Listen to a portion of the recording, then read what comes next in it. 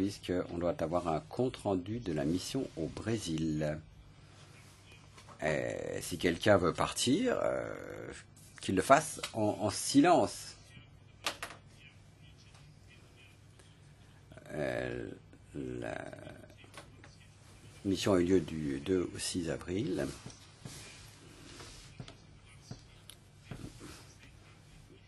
Et les représentants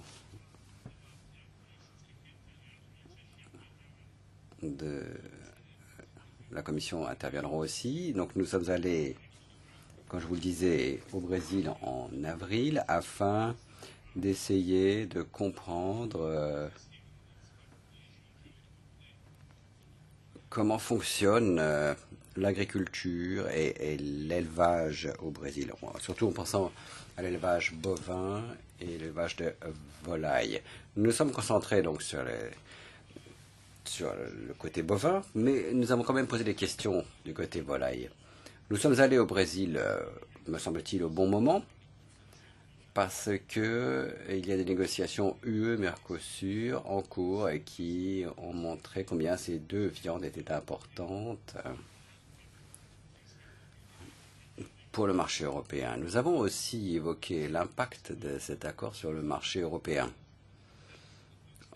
Je parle surtout de la compétitivité des prix, des produits brésiliens par rapport aux Européens. Et nous avons parlé aussi du potentiel d'exportation brésilien et l'influence que cela a sur nos agriculteurs. Je pense surtout aux Français, aux Irlandais, mais pas seulement. Nous avons aussi évoqué d'autres problèmes que nous traiterons un peu plus tard. Les membres de la Commission ont exprimé leur inquiétude quant au respect des normes sanitaires et phytosanitaires au Brésil suite au scandale de la viande contaminée, connu sous le nom du scandale viande fracas.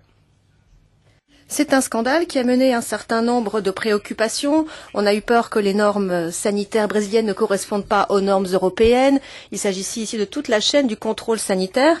Et donc, il y a eu un rapport d'audit du contrôle sanitaire et phytosanitaire qui a donc mené à des craintes en ce qui concerne la qualité de la viande en provenance du Brésil.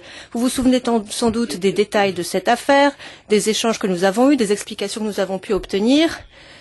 La délégation s'est rendue à Brasilia et dans le Mato Grosso, puisque ce sont des régions très importantes pour le secteur de la viande bovine. Nous avons rencontré tout un ensemble de personnes représentant de diverses institutions, ainsi qu'avec les parties prenantes, avec des agriculteurs locaux et avec toutes les personnes qui sont liées aux différents aspects de la production et de l'exportation, afin de mieux voir quelle était la situation économique et sanitaire dans la production locale, ainsi que l'impact que cela pouvait avoir sur les exportations supplémentaires vers l'Union européenne avec l'entrée en vigueur du nouvel accord de commerce avec le Mercosur. Le secrétariat Agri a préparé un rapport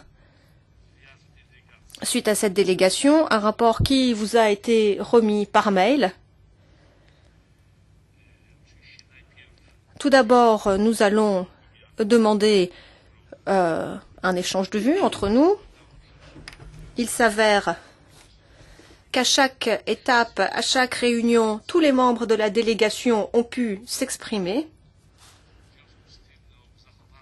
Par conséquent, nous allons conserver cette bonne traduction et nous allons demander à tous les membres de la délégation de s'exprimer brièvement. Suite à cela, il y aura sans doute des questions de la part des autres collègues. Donc, s'il y a des questions, nous allons y répondre. Et puis, il faut savoir qu'il y a parmi nous également Monsieur Scanel de la DG Santé, directeur. Bienvenue à vous, bienvenue également à la personne qui vous accompagne. Et donc, après notre échange de vues, nous allons entendre la Commission. Nous nous félicitons de sa présence ici. Si vous me le permettez, eh bien, je vais brièvement vous faire part de mes impressions. Bien sûr, vous avez sans doute un point de vue sur la question, notre visite sur place. a suscité des préparations particulièrement importantes du côté brésilien. On a entendu beaucoup de langue de bois et à tel point qu'on avait du mal à croire à ce qu'on entendait.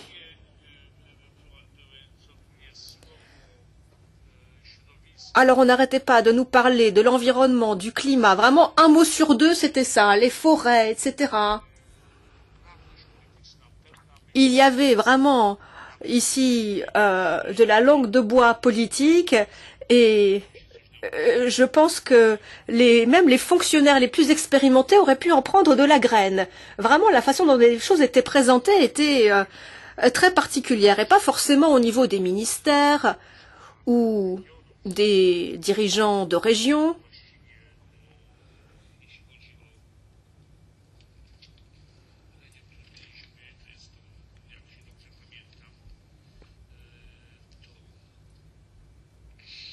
Voilà, vraiment ça, on a entendu partout. Là où nous étions, c'est 370 000 km². Cette région, une région donc, qui est bien plus grande que mon pays, c'est le Mato Grosso. 3 millions d'habitants et 30 millions de têtes de bétail. Mais cette langue de bois, on l'a vu vraiment à tous les niveaux, même aux niveaux les moins élevés. Donc ce n'était pas juste le langage des hauts fonctionnaires ou des représentants de l'État, mais également, comme je l'ai dit, au niveau les moins élevés également, vraiment les gens récitaient bien leurs leçons qu'on leur avait apprises.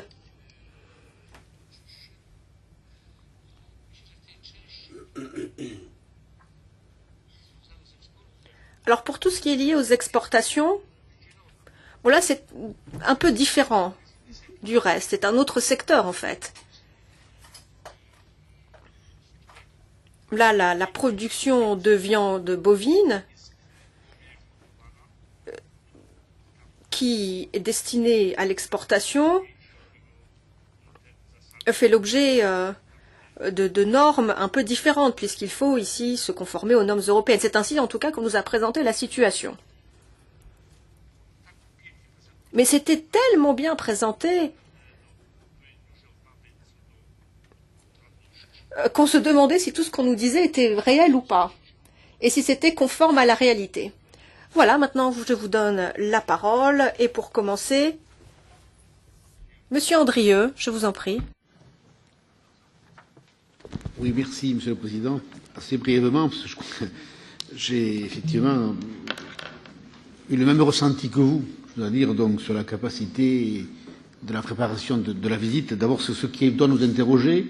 D'abord, moi, je voudrais tout d'abord remercier donc, le secrétariat et les équipes d'avoir organisé donc, ce déplacement. Mais ça nous interroge. Le premier point, c'est sur la durée de la mission. Je trouve que ça peut, avant de revenir sur le contenu, sur l'onde de forme, je pense que lorsque nous allons en déplacement aussi loin, sur les sujets aussi sensibles, je pense qu'il faudrait interroger les règles du Parlement. Je sais bien que ce n'est pas la faute de la Comagri, hein, bien sûr, mais je le dis pour renforcer les éléments d'analyse. Je pense qu'il faudrait proposer au plus haut niveau de réviser les règles du Parlement pour qu'on puisse aller, c'est pas pour y aller 15 jours, mais aller plus longtemps sur des missions comme ça et permettre d'aller plus précisément donc visiter les exploitations et aller dans le détail sur ce que nous avons vu. Ça, c'est le premier point. Je trouve que ce type de mission, aller aussi loin et pour un temps aussi court, ça paraît un peu dommageable pour le résultat donc on aurait pu ramener donc de ce travail-là. Sur le contenu, j'ai le même sentiment que vous, Président. Je trouve que c'était bien préparé, c'était presque de la romance finalement. Et je trouve qu'on avait, c'était une répétition collective d'un processus étape par étape, où les mêmes mots, les mêmes situations, voilà, ça ne pouvait pas laisser indifférent, puisque quel que soit le niveau de visite que nous avons pu faire, on a eu finalement les mêmes réponses à nos questions. Je ne parlerai pas de langue de bois, mais finalement ça s'en rapproche. Et c'est ce qui minore finalement l'effet de la visite. Sur le fond maintenant, effectivement, ce type de visite n'est pas forcément rassurant au regard des accords sur le Mercosur, puisque on voit bien qu'il y a deux cultures qui quand même se confrontent. Et on le voit bien déjà sur les questions de conflit d'intérêts, sur un point, où on a la même lecture, la même analyse de la notion de conflit d'intérêts quand on se retrouve au niveau européen, ou que l'on parle de conflit d'intérêts à l'échelle d'un pays comme le Brésil, et en particulier le Mato Grosso. Et la première rencontre que nous avons eue avec monsieur le ministre de l'Agriculture brésilien, en cela, est assez exemplaire. Donc, mais je ne vais pas développer le sujet, c'est pas l'objet de nos échanges. Ce qui doit nous interroger, c'est effectivement sur le côté végétal, la question de leur mode de culture. Donc, effectivement, on voit bien ce que représente là le rapport au maïs, le rapport donc au soja, puisqu'on a traversé pendant des heures et des heures et des jours finalement des champs de maïs et de soja OGM sans interruption, et sur lesquels ils nous disent finalement, si j'ai bien entendu leur réponse, en fait, nous produisons du maïs ou du soja modifié transgéniquement parce que finalement le marché européen paye bien. Et si demain vous nous demandez du soja ou du maïs conventionnel, nous serons en capacité de vous produire du maïs conventionnel. Donc c'est une question que nous devons nous poser, sur lesquelles on doit s'interroger, puisque même s'ils sont défendus de ne plus déforester aujourd'hui, on voit bien que leur mode de culture est assez simple finalement. On déforeste, on est sur des sols pauvres, on met de l'engrais chimique, on crée une première culture de maïs, donc on passe ça au glyphosate, mais pas à minima, donc.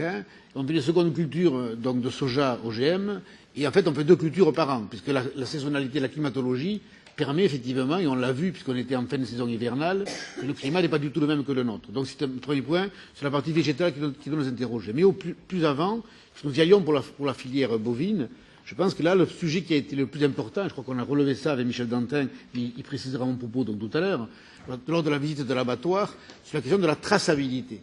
Et là, effectivement, on voit bien que ça mérite d'aller dans le détail parce que, effectivement, on ne parle pas des mêmes choses, quoi. Et on a bien vu que dans la chaîne, si vous voulez, donc de l'abattoir, la question de la traçabilité était posée excellemment. Et qu'effectivement, à un moment donné, dans la chaîne, on perdait la trace. Donc, et quand on a interrogé les responsables des abattoirs, si nous avons bien compris, là aussi je mets des bémols, mais je m'interroge là-dessus, et on s'est interrogé, on a posé la question, effectivement, eux, ils tracent par lot, c'est ce qu'ils nous ont dit dans tous les cas. Et le problème du lot, si on a bien compris, même s'il y avait des confusions, c'est apparemment le nombre de bêtes abattues journalièrement dans l'abattoir. Et donc là, on était dans un abattoir qui abattait de mémoire 1600 bêtes jour, si j'ai bien compris. Donc là, ça interroge sur le niveau de traçabilité. Et là, je m'adresse à la fois à la DG, donc, et je suis très heureux qu'ils soient présents là, parce qu'effectivement, on n'est pas sur les modèles similaires. Et là, au plus près du mode d'exploitation, on a vu finalement la différence qu'il y avait. Et là, garantir, si vous voulez, la traçabilité sur des lots de 1600 bêtes jour abattues, ça ne peut pas ne pas nous interroger et du coup venir impacter le travail qui est le nôtre au niveau de l'analyse et des accords commerciaux qui sont à venir. Voilà, il y aurait beaucoup plus de choses à dire, mais je pense que chaque collègue va argumenter. Mais sur ces points-là, à la fois de la limite de la visite, à la fois sur le côté végétal et du rapport aux organismes génétiquement modifiés, et à la fois sur la question de la traçabilité de la viande donc pendant la visite, effectivement, on a vu des choses qui ne peuvent pas ne pas nous laisser insensibles ou ne pas nous interroger sur les procédures à mettre en œuvre en matière de contrat à l'avenir. Je vous remercie. Monsieur Dantin. Oui, merci, Monsieur le Président. Pour compléter ce qui vient d'être dit par Éric Andrieux, moi je voudrais d'abord remercier l'équipe d'interprètes qui nous a accompagnés, parce qu'ils nous ont été très utiles, notamment pour effectivement pouvoir discuter à tel ou tel moment avec des agents qui étaient sur la chaîne, qui n'auraient pas dû nous parler et qui du coup ne tenaient pas le discours officiel. Et donc effectivement, on a pu comprendre que le lot découpé, en excellent professionnel d'ailleurs, est composé de carcasses de même type, de même qualité, repris parmi l'ensemble des lots abattus au cours d'une journée. Chaque exploitation envoie son lot à l'abattage et en frigo, on trouve les 7, 8, 9 ou 10 lots de la journée. Ces 7, 8, 9 ou 10 lots, eux, sont bien identifiés. Mais ensuite, on vient, et ça me paraît être du bon professionnel, repiquer dans les lots pour reconstituer des lots qui vont faire l'objet d'une découpe ensemble.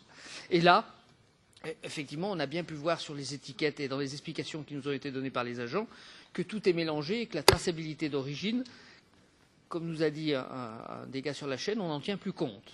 Bon. Il faut dire les choses très franchement. C'est au cours de la réunion après la visite de l'abattoir avec les vétérinaires qu'on a finalement, à 3 ou 4, par un harcèlement de questions, réussi à faire craquer un des vétérinaires qui nous a avoué que, effectivement, la traçabilité n'était pas assurée au sens où on l'entendait, nous, au plan européen. C'est le premier point qui, pour moi, est très important. L'autre sujet qui pose question, c'est l'intégrité des services chargés des opérations de contrôle. Il nous a été expliqué que dans l'opération Carnet-Fracas et dans l'autre opération qui est menée actuellement par la justice, une cinquantaine de vétérinaires sont mis en accusation, 3 sont incarcérés, les autres sont toujours au même poste. Et on a compris que s'il devait y avoir des modifications, elles interviendraient peut-être un jour, en tout cas après les décisions judiciaires. Là aussi, les propos qui ont pu nous... Moi, celui qui m'a inspiré confiance, c'est le directeur des services vétérinaires au ministère de l'Agriculture à Brasilia, parce qu'il connaît bien son sujet et il a l'air d'avoir une vraie vision et une vraie volonté d'améliorer les choses. Mais quand on discute ensuite, y compris avec les politiques, on voit bien que le discours est plus de même nature. Ceci dit, moi, ce qui m'a beaucoup impressionné, c'est leur volonté d'exporter. Ils nous ont dit clairement, vous êtes un marché de vieux, mais vous êtes un marché de riches. Nous avons besoin de vous exporter de la viande pendant quelque temps, le temps qu'on forme le goût des consommateurs asiatiques et du Moyen-Orient au goût de la viande.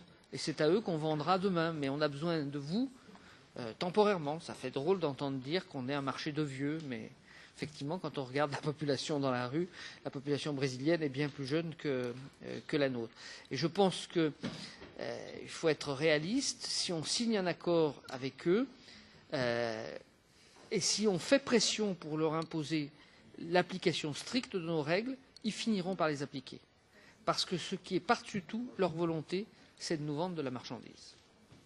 Sur le reste, sur la traçabilité dans les exploitations, comme les choses avaient été bien choisies par les autorités brésiliennes, il nous a été difficile de mettre en cause et en doute ce qui nous était présenté, même si on a bien compris à certains moments, à travers des regards, que les questions qu'on posait pouvaient devenir un peu gênantes.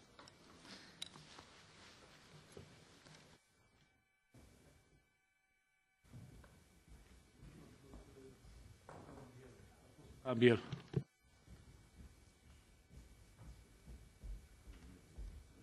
Oui, Monsieur le Président. Je tenais d'abord à vous remercier de la façon dont vous avez managé cette mission, cette délégation, où tous les députés ont pu s'exprimer à volonté et ont pu poser beaucoup, en effet, de questions. Sur le principe de la durée, je serais assez d'accord avec notre collègue Andrieux. Quand on va à l'autre bout du monde avec, sur 5 jours, déjà 2 jours de voyage en avion, il me semble que, je sais que la règle est de 3 jours sur place, mais à des destinations très lointaines, 5 jours nous auraient permis, je pense, de fouiller un peu plus l'état des choses que nous avons vues. Entre autres, je regrette qu'on n'ait pas pu voir une exploitation dite familiale, car je dis à nos collègues, le ministre qui nous a reçus, certes fort courtoisement et longuement pendant 3 heures, nous a dit qu'il était le ministre en fait de 2 ministères, l'un de l'agribusiness, qui sont les très grandes exploitations, j'allais dire de 4-5 000 jusqu'à 15 000 hectares, et les exploitations dites familiales qui sont beaucoup plus grosses que dans mon pays, la France, qui vont de 140 à 200, 240 hectares. Familiales, exploitations familiales très aidées, avec des crédits à 0%, avec un revenu minimum agricole garanti.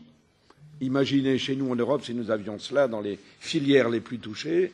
Quant à l'agribusiness, ils nous ont dit qu'ils se débrouillent avec les banques, il y a de l'argent. Voilà. Je pense que peut-être on peut s'inspirer quelquefois du pragmatisme des Brésiliens. Problème de taille, je crois évidemment. Vous citiez 30 millions de têtes, et puis la langue de bois, bien sûr. Moi, je suis très réservé. Je suis très réservé dans ce qu'ils nous ont en effet raconté quand ils nous affirment, le ministre de l'Agriculture lui-même, comme le gouverneur du Mato Grosso, qu'il n'y a jamais eu de viande avariée il y a 1 an. Il nous dit que c'est simplement un problème de corruption. Oui, certes, c'est un problème de corruption. Les vétérinaires ont sans doute tamponné des viandes qui n'étaient pas en état sanitaire parfait, c'est le moins qu'on puisse dire, mais ça s'arrête là. Et ils nous disent la viande n'était pas avariée. Alors quand on affirme, je sais que le représentant de l'Union européenne permanent là-bas au Brésil, je lui ai posé la question en aparté, m'a en effet confirmé que le tonnage, on ne sait lequel, le tonnage de viande en question était bien avarié et que ça avait fait du reste publiquement et médiatiquement beaucoup de bruit là-bas. Donc la viande était bien avariée. Alors quand on est dans le déni un petit peu de ce genre d'affirmation, je suis très réservé sur la véracité après de ce qu'on a pu nous raconter. Oui, côté écologique, si je puis dire, un de mes collègues a parlé en effet de terres pauvres, engrais à outrance, cours d'eau sans doute pollués, mais ils n'ont dit pas du tout. Écologiquement, vous l'avez souligné, tout va bien. Là aussi, je crois qu'il faut être assez réservé. Normes sanitaires, je crois que ça est capital. Ils n'ont pas les mêmes normes que nous. Ils nous assurent que les bovins ne sont plus piqués aux hormones. J'ai d'autres bruits, moi, de mon côté, mais enfin bon, sachez quand même, mes chers collègues, vous devez le savoir, que lorsqu'une bête est piquée aux hormones, 3, 4, 5 semaines maximum après, toute trace de cette injection disparaît. Donc j'imagine que quand la viande arrive sur l'Europe, 2, 3, peut-être 4 semaines après, comment savoir si ça a été le cas ou pas? Et puis il y a quand même des activeurs d'engraissement, donc des médicaments. Cela est interdit évidemment dans l'Union européenne. Je pense donc qu'il y a quand même un danger pour la santé des consommateurs. Moi, j'allais dire, dans ces viandes industrielles en très grande quantité, j'ai pas envie que nos enfants dans les cantines ou nos anciens dans les EHPAD, mangent ce type de viande.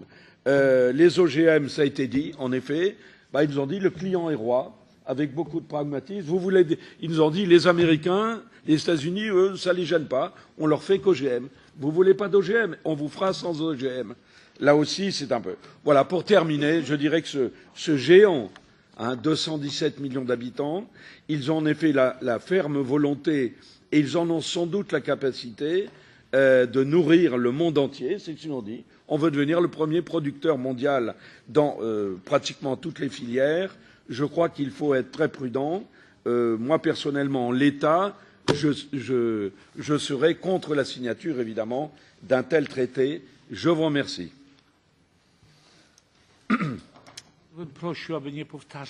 Je vous demanderai de ne pas répéter ce qui a déjà été dit par d'autres collègues, puisque nous sommes un peu pressés par le temps. Il y aura la réunion des coordinateurs juste après. Merci beaucoup, Monsieur le Président. Alors en fait, c'est la deuxième fois que je me suis rendue en mission, notamment politique au Brésil, et je n'ai pas été surprise de constater qu'on a vu que les beaux côtés et qu'on nous a présenté vraiment le côté positif des choses. En fait, je dois dire qu'on a déjà vu très clairement ce qu'en était des avantages compétitifs détenus par les Brésiliens. Pour éteindre le micro du président, ils ont de l'eau, ils ont également des terres, ils ont également un climat extraordinaire. Et je crois pouvoir dire que nous devons tous savoir, nous l'avons su d'ailleurs, que nous ne pouvons pas du tout tenir la distance. Ce qui est d'autant plus important, c'est que nous puissions fonctionner avec des traités commerciaux comme Mercosur, que nous soyons très prudents et qu'au sein de la commission Agri, nous puissions vraiment protéger nos agriculteurs. Bon, évidemment, c'était un bon abattoir. Nous avons vu que tout a fonctionné correctement. Si maintenant on a eu ce contrôle de qualité, est-ce qu'on a vraiment pu bien le suivre? Là, je suis d'accord avec Monsieur Dantin. Mais moi, j'aurais bien voulu quand même, en fait, voir ces troupeaux qui sont maintenant grands, qui sont adultes. Ce qui m'aurait intéressé, c'est de voir un peu où tous les veaux sont produits, parce que quand même, ça doit être des troupeaux de vaches énormes, parce qu'on passe de 25 000 à 78 000 en un an. Franchement, quelque part, on se rend bien compte que ces veaux, ils doivent bien naître quelque part. Et personne n'a pu nous fournir l'information, on ne sait pas non plus quel est le taux de mortalité, on n'a pas pu connaître ces détails-là non plus. Pour ce qui est de la corruption, oui, effectivement, ça continue d'être le gros sujet au Brésil.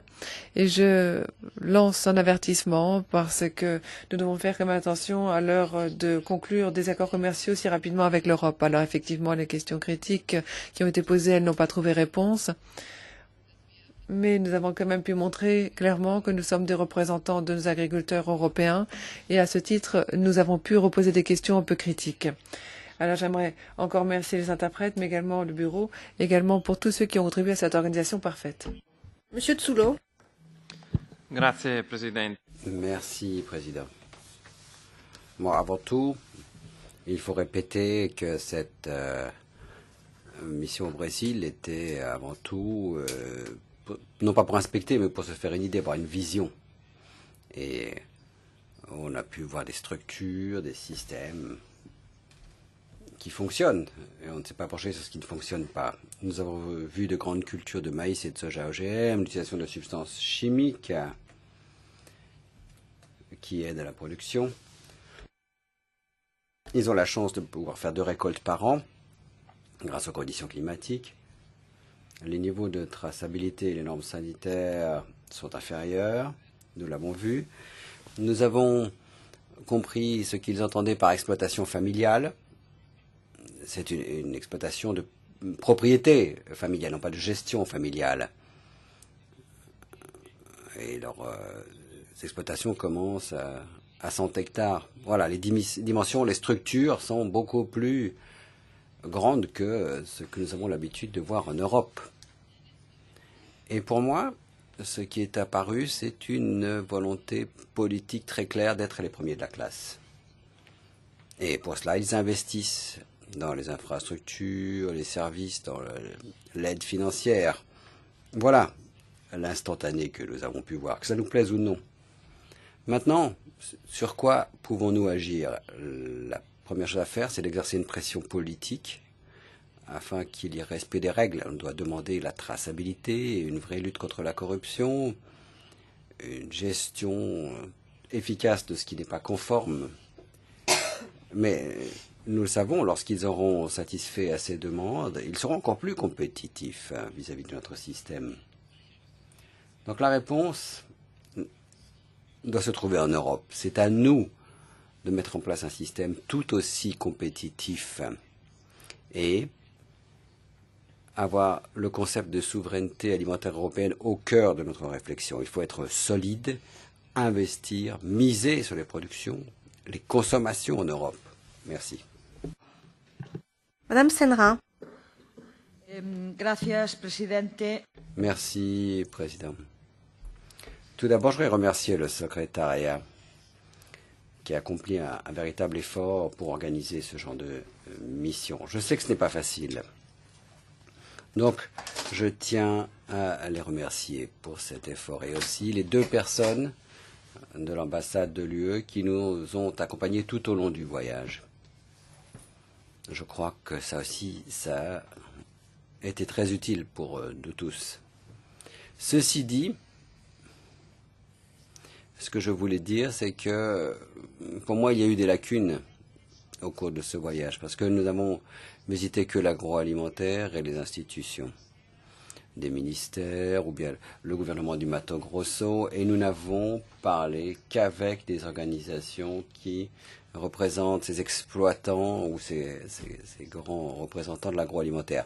C'était intéressant de voir comment cela se passe et de constater comment, dans le futur accord UE-Mercosur, nos exploitations familiales, sélection des zones de montagne, qui permettent de faire vivre des communautés et des villages grâce au secteur de la viande bovine, vont devoir être en concurrence avec des secteurs qui ne s'occupent pas simplement de viande bovine, mais aussi de maïs, de coton, de soja, mais aussi d'énergie, de transport, etc. Voilà avec qui nous serons en concurrence. Et moi, ce qui m'a inquiété, c'était de voir à quel prix ils vendent la viande pour les exportations vers l'Europe. On parle de 2 € ou un peu plus au kilo. Et les exploitations familiales chez nous ne pourront pas survivre. Donc je voudrais attirer l'attention de la Commission européenne, mais aussi de tout le monde ici, sur le fait que l'agriculture, la petite agriculture, les petites et moyennes exploitations risquent d'être la monnaie d'échange dans ces accords commerciaux. C'est vraiment de cela qu'il s'agit. Voilà, ça c'est une de mes principales préoccupations. Il y a une autre question. Bon, bien sûr, ils se préparent pour pouvoir vendre en Europe à tel point que ce qu'ils produisent, la viande qu'ils produisent pour aller vers l'Europe, reçoit 3 réals de plus au kilo que ce qu'ils reçoivent pour la viande destinée au marché brésilien. Donc ils cherchent des personnes ou des exploitations qui veulent produire pour exporter vers l'Europe. Donc pour se préparer au marché qui va s'ouvrir avec l'accord Mercosur. Maintenant, la qualité des produits. Alors, bien sûr, ça a déjà été dit, le glyphosate, transgénique. Ils disent, bon, si on veut, ils font du non transgénique. Très bien.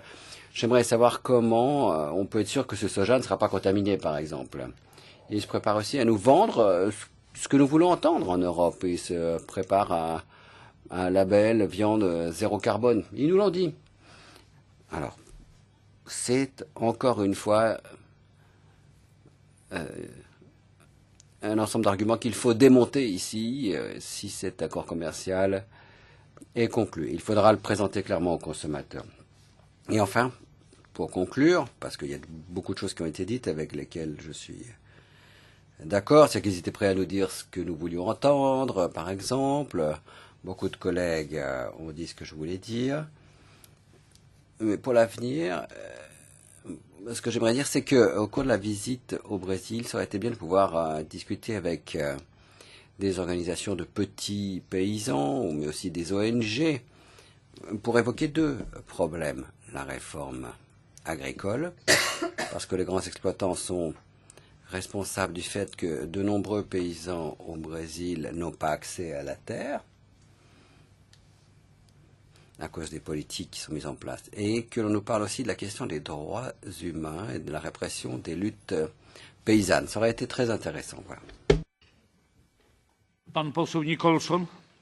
Monsieur Nicholson.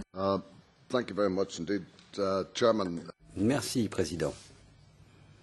Bon, je dois le dire, cette visite est extrêmement intéressante.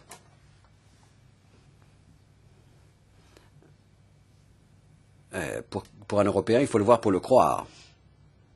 Toutes ces possibilités dont il dispose dans ce domaine, où on peut avoir 2 récoltes par an, où il n'y a pas de coûts supplémentaires que nous avons en Europe, par exemple pour abriter le bétail. C'était intéressant. Je suis tout à fait d'accord avec Eric. Nous envoyer si loin pour si peu de temps, bon, nous aurions pu en voir plus, franchement, et ça nous aurait permis de mieux comprendre les problèmes qui se posent à nous. La première journée était très intéressante à Brasilia. Nous avons rencontré là le ministre. Nous avons rencontré beaucoup, mais là, le ministre responsable des grandes exploitations, ils ont 2 ministres de l'agriculture au Brésil. Un s'occupe des grandes fermes d'exportation et les autres qui produisent des aliments pour le marché local ou les petits agriculteurs sociaux, comme certains les appellent. Ma première réaction était très simple. Nous n'allions pas là pour nous rendre populaires. Nous savions que les réunions seraient dures. Et elles étaient dures, parfois un peu brutales. Mais ils n'aimaient pas qu'on leur parle de leur bœuf pourri. Ils parlaient du mauvais bœuf. Bon, je ne sais pas quelle est la différence entre pourri et mauvais. Mais à chaque fois que nous leur parlions de cela, ils répondaient par le scandale de la viande de cheval en Europe. C'était assez efficace. Bon, il faut rendre hommage au ministre. Il est venu à cette réunion, il nous a consacré presque 4 heures. Et il n'a pas dit, bon, je dois aller à une autre réunion, voyez ça avec mon staff. Non, il est resté jusqu'au bout, il a défendu son industrie. Et il faut lui rendre hommage pour cela. Il a vraiment pris le temps. En fin de compte, pour moi, ils ont beaucoup de problèmes. Ils n'ont pas les normes de contrôle qui sont les nôtres.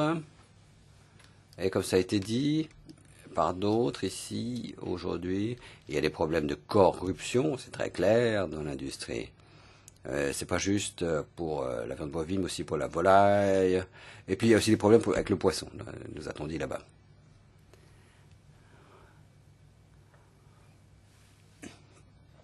Bon, je le dis, le ministre nous a consacré beaucoup de temps. Et dans l'échange de vues avec le ministre, il y a eu un moment, et là peut-être que le représentant de la Commission pourra en parler, mais bon, moi ça m'a semblé très intéressant, où il a dit « Nous sommes ravis au Brésil d'être d'accord avec Bruxelles et la Commission ». Alors, je demande quoi? Vous êtes trop gentil avec eux, trop laxiste? Est-ce que vous leur laissez la bride sur le cou à cause de tous leurs problèmes? Pourquoi a-t-il dit nous sommes tout à fait d'accord sur la même longueur d'onde avec Bruxelles? Alors, pour moi, il me semble qu'il y a quelque chose qui se passe là, quelque part, je sais pas, quelque chose un peu en coulisses.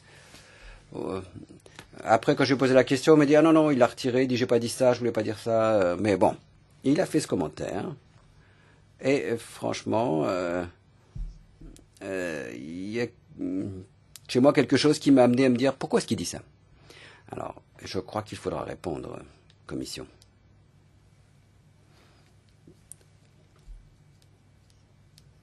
Bon, bien sûr, personne ne va vous montrer le pire, mais après nous sommes allés dans des exploitations où l'an dernier, on a tué 112 bovins sur 12 mois. Bon, ça, c'est pas une ferme, c'est pas une exploitation, soyons clairs, c'est pas une exploitation. Là, on ne parle pas de la même chose. Si on va de l'avant comme cela, si ce sont les gens avec lesquels nous allons faire affaire, soyons clairs.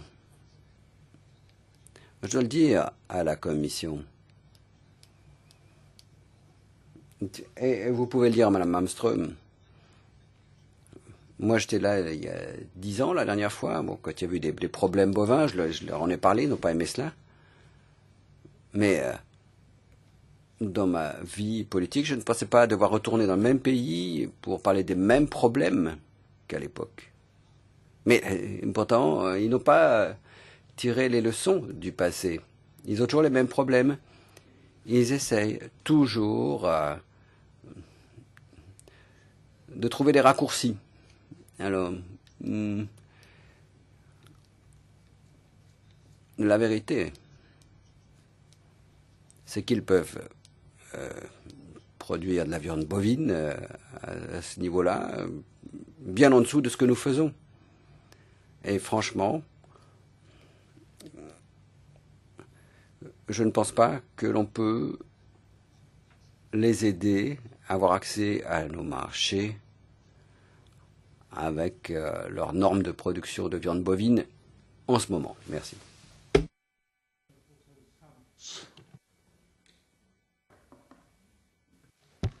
Muito obrigado.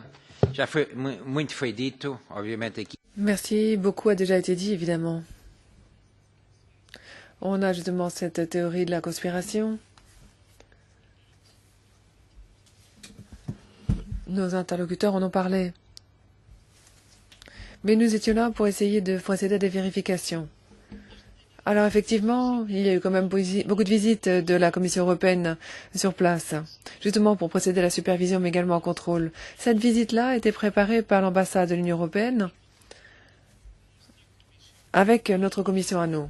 Et moi, j'ai pu poser la question à l'ambassade de l'Union européenne. Je lui ai demandé pourquoi on avait cette option aussi monolithique, comme cela a été dit ici.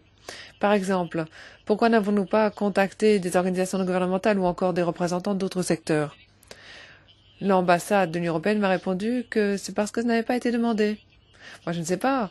Moi, je dispose de beaucoup de contacts avec des ONG, mais également avec d'autres secteurs, et on aurait pu inclure ces contacts dans la visite. Évidemment, il y a des problèmes liés au temps, mais je pars quand même du principe que ce monolithisme, en quelque sorte apparent, résulte d'un problème de coordination, mais également d'un problème d'information et la manière dont cette information a été transmise.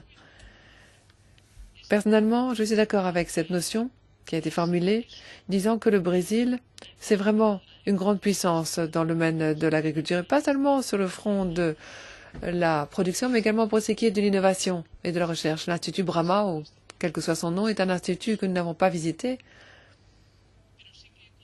Mais effectivement, nous avons pu avoir un exposé fourni par son directeur, exposé dans lequel nous a montré tous les progrès réalisés dans le domaine de la recherche agricole, mais également dans différents domaines connexes.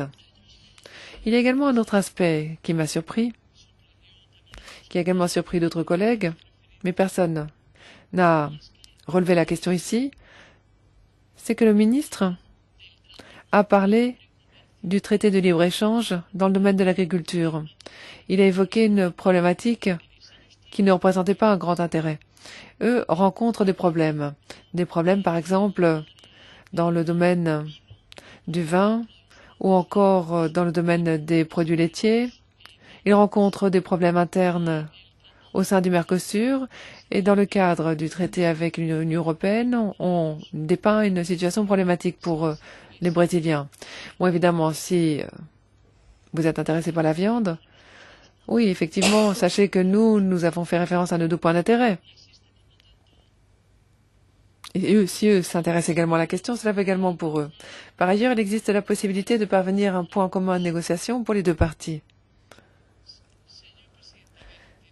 Monsieur le Président, bon, franchement, je ne parle que depuis quelques minutes, j'ai quand même le droit de parler un peu plus longtemps.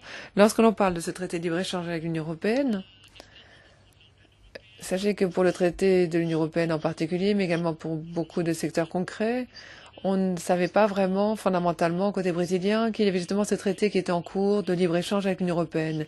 Ils connaissaient le traité du Mercosur, mais pour le reste, franchement, ils étaient un petit peu dans l'ignorance. Pour ce qui est maintenant de l'environnement, de la biodiversité, le Brésil a un institut très puissant, vraiment très puissant, avec un gros pouvoir de contrôle. C'est un pays qui a vraiment insisté sur le respect de la biodiversité, mais également de sa protection, avec la question de protection du climat, l'agriculture, biodiversité, notamment pour ce qui est de la préservation des forêts. C'est quelque chose qui est suivi de près côté brésilien. Ce n'est pas seulement des paroles vides. Non, d'un point de vue institutionnel, le Brésil a la possibilité d'atteindre ses objectifs. D'un autre côté, c'est un pays, mais également un peuple, qui ressent une grosse sympathie pour nous autres.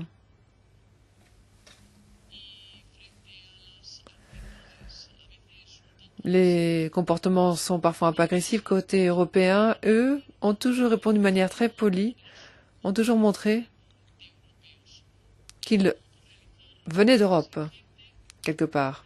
Alors effectivement, le travail fait côté brésilien est exigeant.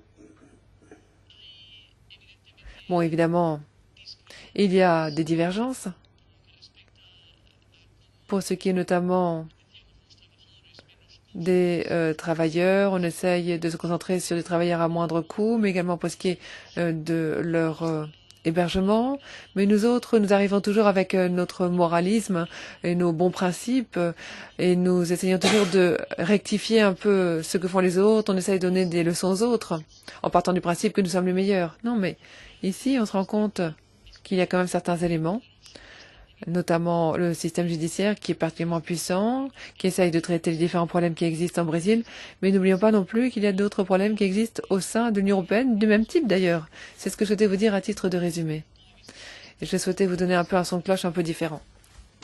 Merci beaucoup, chers collègues. Vous avez pris la parole assez longtemps. Vous aviez de longues interventions. Alors, nous avons la réunion des coordinateurs juste après. Bon, les collègues qui souhaitent prendre la parole, les autres veulent poser des questions, mais faites-le très très brièvement, s'il vous plaît. 1 minute chacun, pas plus. Monsieur Dess s'est déjà accordé 1 minute, je vous en prie. Merci beaucoup, Monsieur le Président. J'ai écouté avec la plus grande attention. Cela fait 1988 que je viens et je me rends également dans le Mato Grosso. Et j'aimerais dire ceci aux collègues. J'aimerais dire qu'effectivement, nous soutenons là-bas des petits agriculteurs, que nous en soutenons 400. Nous avons également des organisations qui permettent de subventionner cette activité.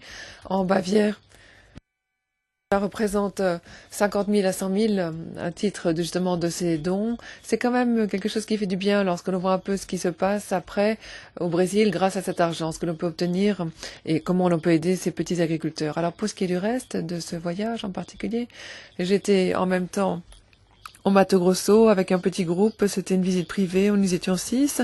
Et ce voyage a duré 11 jours avec l'hébergement, mais également les vols. Nous avons décollé 14 fois et nous avons atterri également en toute sécurité. On est à 3 000 €. Il faut quand même se poser la question de savoir ce qu'il en est des coûts. Je n'ose imaginer combien ce voyage-ci a coûté. Il faut quand même en parler une fois. C'était l'observation que je souhaitais vous faire et ma minute est terminée. Merci beaucoup, Monsieur Agnew. Thank you, Chairman. I wasn't on the trip. Merci. Moi, je n'ai pas participé à ce voyage. J'ai écouté avec la plus grande attention ce qu'avaient à dire les autres députés.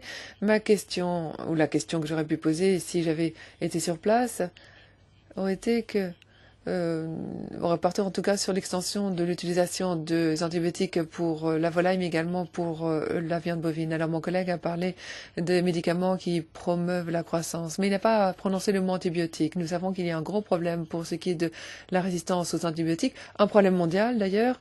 Et moi, je m'étais posé la question suivante. Si vraiment ils prenaient la chose au sérieux, est-ce que effectivement cela valait également pour les antibiotiques? Merci beaucoup, Monsieur Flanagan. Merci. Moi-même, je n'ai pas participé à cette mission. J'ai lu le rapport, j'ai également écouté ce qui a été dit par les collègues. Alors, effectivement, je ne sais pas ce qu'il y a dans les autres pays, mais nous, en Irlande, on a en fait quelque chose qui fait que la plupart des personnes n'ont peut-être pas suffisamment d'argent pour pouvoir être à la hauteur de ce qu'on souhaite faire. Alors effectivement, lorsqu'on a dans cette belle pièce de la maison, c'est là qu'on amène les personnes, les visiteurs, pour donner l'impression qu'on vit finalement dans un palais, quel que soit l'endroit où l'on vit. Alors effectivement, vous êtes allé voir cette belle pièce des Brésiliens, mais vous continuez à avoir vos différentes questions. Je crois qu'on ne peut pas continuer en cas de Mercosur après avoir entendu ces remarques. Alors après avoir montré justement cette belle facette, écoutez ce qui a été dit. Monsieur Danton dit que la traçabilité ne peut pas être finie. Eh bien, ne serait-ce que cela justifie la fin de toutes les opérations. Madame Mulder dit que non, on n'y arrive pas, on ne pourra pas s'inscrire dans la concurrence. Plus de négociations. Oubliez le Mercosur. Sur cette base-là uniquement, Madame Senra, que dit-elle? Elle dit qu'ils sont prêts à dire à faire quoi que ce soit. Et peut-être que moi j'aurais tendance à ajouter, ils sont prêts à dire quoi que ce soit, parce qu'ensuite Monsieur Nicholson s'est prononcé, il a dit qu'effectivement, il y a eu des garanties qui avaient été fournies il y a 10 ans, des garanties semblables, et 10 ans plus tard, rien n'avait changé. Bon, après, M. Nicholson dit également autre chose, qu'ils ne contrôlent pas vraiment les normes, ou ils n'ont pas vraiment les normes que nous avons, nous. Alors pourquoi nous poursuivons sur cette voie-là? Parce que ceci ne profite pas du tout à nos agriculteurs. Moi, j'ai organisé une conférence en Irlande sur l'agriculture qui permet justement d'être de qualité, d'avoir également une bonne alimentation. Nous sommes rendus sur place, nous avons visité des exploitations, notamment dans des zones de conservation spéciale où il y avait du bétail, il y avait également des moutons. On se rend bien compte que l'impact était minimal sur l'environnement. Bien, au contraire, l'impact était positif. On a également rendu visite à toute une série d'exploitations qui sont justement dans ce système d'agro ou d'agri-exploitation. Alors effectivement, nous ne pouvons pas tenir la distance. Mais surtout, nous ne souhaitons pas nous inscrire dans la concurrence par rapport à ces produits qui sont des déchets. En fait, nous souhaitons vraiment avoir une souveraineté alimentaire. C'est ce que nous pouvons faire de mieux pour la population. Ici, maintenant, nous allons vers la situation où nous exportons ces marchandises, que nous importons ces marchandises-là, que nous ne pouvons pas être compétitifs, nous n'aurons pas de durabilité, nous n'aurons pas de souveraineté alimentaire. Donc mettez-y un terme maintenant. Tous ceux qui soutiennent ceci soutiennent vraiment le fait que l'on coupe la gorge des agriculteurs qui sont de mon pays. Et si maintenant vous le faites, je ne pourrai jamais vous pardonner. Bon, ce n'était pas une minute, hein. Bon, chers collègues, ils sont conscients du fait qu'ils ne vont pas développer leur exportation vers l'Europe à grande échelle. Pour eux, l'exportation vers l'Europe c'est une sorte de carte de visite. Et c'est également une sorte d'ouverture à l'extérieur. Ils comptent sur d'autres marchés, en fait. Je pense que nos exigences ont changé beaucoup de choses. Et cela concerne avant tout le secteur de production de la viande bovine, qui a véritablement besoin de l'Europe. Mais bon, l'approche est différente pour un certain nombre de choses. Ils disent, notre climat n'est pas le même. Nous devons donc avoir une utilisation différente des pesticides, et vous devez le comprendre. Et il faut donc des analyses approfondies pour pouvoir s'exprimer. Cette visite était trop courte pour avoir une image réelle de la situation, pour tirer des conclusions vraiment une bonne fois pour toutes. D'autant plus qu'ils se sont extrêmement bien préparés. Ils disaient ce qu'ils pensaient, à leur avis, que les députés européens voulaient entendre. Donc en fait, tout était mis en scène. Mais ça ne veut pas dire non plus qu'il n'y a pas eu de progrès. Nous n'avons plus le temps d'approfondir ce débat, nous devrons y revenir à une autre occasion. Je vais demander au secrétariat, sur la base de l'échange d'aujourd'hui, d'ajouter peut-être une note supplémentaire pour prendre en compte toutes les remarques qui ont été faites aujourd'hui, afin que tout ceci figure bien quelque part, puisque ce sera utile. Nous allons de toute façon revenir aux questions liées au Mercosur.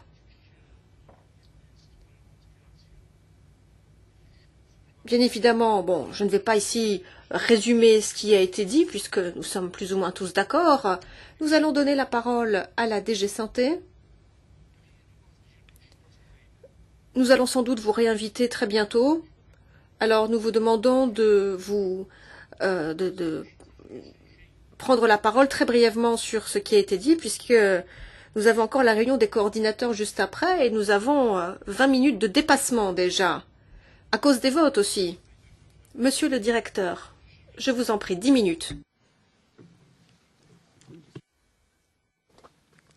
Thank you, Mr. Chair. A very good and interesting discussion, and I will be happy to Merci de ce rapport. Nous sommes ravis de votre invitation, de pouvoir vous tenir informés à l'avenir. Nous venons régulièrement devant vous pour vous parler de l'évolution de la question du Brésil. Je voudrais revenir sur les mesures qui ont été adoptées suite au scandale à la viande qui est survenu au Brésil en mars de l'an dernier. Nous avons tout de suite imposé des contrôles renforcés aux frontières de l'UE, des contrôles physiques à 100% et 20% pour les contrôles microbiologiques. Je le dis parce que parfois certains ont l'impression que les exportations sont facilitées du Brésil vers l'Europe et que nous affaiblissons nos normes. Ce n'est pas le cas, nous sommes très durs, très sévères. Monsieur Nicholson, j'ai pris bonne note de ce que vous disiez sur le fait que le ministre a dit qu'il était sur la même longueur d'onde que la Commission. Ce n'est pas notre impression. Donc, je laisserai le commissaire répondre sur ce qui le concerne. Bon, il était à Bruxelles il y a un mois. Il est venu nous demander de ne pas enlever de la liste 20 établissements brésiliens qui avaient le droit d'exporter vers l'Union européenne. Et il nous lançait un message très clair. Mais nous allons poursuivre cette modification de la liste. D'ailleurs, lundi, cette disposition a été adoptée. Ça concerne surtout le secteur de la volaille. Ça a un impact très important sur BRF, un des plus grands exportateurs de volailles brésiliens. Et tous ces établissements sont retirés de la liste des exportations vers l'UE. Et franchement, ça n'a pas beaucoup aidé nos relations bilatérales avec le Brésil et avec nos homologues à Brasilia. Et ils ont déjà dit dans la presse et ailleurs que on en entendrait parler à l'OMC. Maintenant, si vous regardez la correspondance entre la Commission et les autorités brésiliennes sur les questions liées au SPS, surtout nos rapports d'audit, eh bien, il y est dit très clairement que nous ne sommes pas du tout satisfaits de ce que nous avons vu. Ce qui explique les mesures très dures que nous avons adoptées. Mais au vu des problèmes les plus récents, nous continuerons à être vigilants. Et je voudrais rappeler au Parlement que le commissaire Andriukaitis, en juillet, en plénière, a dit qu'il n'excluait aucune mesure. Il prévoyait même une interdiction totale de toutes les exportations brésiliennes vers l'UE si ils ne répondent pas à nos inquiétudes. Alors je le répéterai, on parle de respect de nos normes. Seul un petit nombre de sociétés, d'établissements brésiliens arrivent à respecter nos normes. Seul un petit nombre de régions ou d'États au Brésil arrivent à exporter vers nous. Il y a très peu d'abattoirs ou d'installations de découpe qui sont homologués pour l'exportation vers l'UE. Dans la pratique, un grand nombre de producteurs brésiliens ne s'intéressent pas à exporter vers l'UE car ils n'arrivent pas à respecter nos normes. Je vous renvoie au problème de 2006 et 2007. Nous avons mis à l'époque des mesures en place, surtout pour la traçabilité sur les exportations. Et les exportations brésiliennes de viande bovine sont pratiquement tombées à zéro. Bon, dans le temps, ça a repris, mais ce n'est qu'une toute petite partie de ce qui était exporté à l'époque. Alors ce que je veux dire, c'est que ces mesures sont très strictes et le resteront pour ce qui est de ce qui est négocié dans le cas du Mercosur ou ailleurs. Et d'ailleurs, je voudrais revenir aussi sur un autre point qui a été dit par plusieurs d'entre vous, la traçabilité. J'ai pris bonne note de votre rapport. Nous l'avons reçu qu'il y a un jour à peu près, donc nous allons encore l'étudier en détail. Mais la traçabilité, c'est du champ à l'assiette. Vos commentaires ne portent que sur la traçabilité dans les abattoirs. Bien sûr, nous avons constaté des problèmes au Brésil dans nos audits, mais il y a un domaine, là je serai clair, transparent avec vous, un domaine dans lequel ils sont plutôt bons, c'est la traçabilité, y compris pour la viande bovine. Alors il y a peut-être des malentendus. Nous ne demandons pas la traçabilité d'un animal individuel, ni vers l'Europe, ni les autres pays. Et il y a le règlement 1760 de 2000, article 13, auquel je peux vous renvoyer. La traçabilité doit être garantie pour un animal ou un lot. Ça, on devra peut-être en discuter avec vous. Je ne sais pas très bien ce que vous avez vu dans les abattoirs que vous avez visités, ou si la production ce jour-là était destinée à l'Europe ou ailleurs. Mais selon la destination, les exigences varient. Mais dans le temps, nous avons constaté que la traçabilité des abattoirs était correcte. Et je le répète, ce n'est pas ce que nous recherchons. Nous nous occupons surtout de la traçabilité dans les exploitations et les déplacements entre les exploitations et les abattoirs. Nos conditions sont très exigeantes, bien plus qu'en Europe. Tellement exigeantes, je me répète, que la grande majorité des exploitants brésiliens ne s'intéressent même pas à essayer d'exporter vers l'Europe. Pas simplement à cause de ces exigences en matière de viande, mais les autres aussi qui sont très, très exigeantes et ils ne sont pas, dans la pratique, prêts à réaliser ces investissements.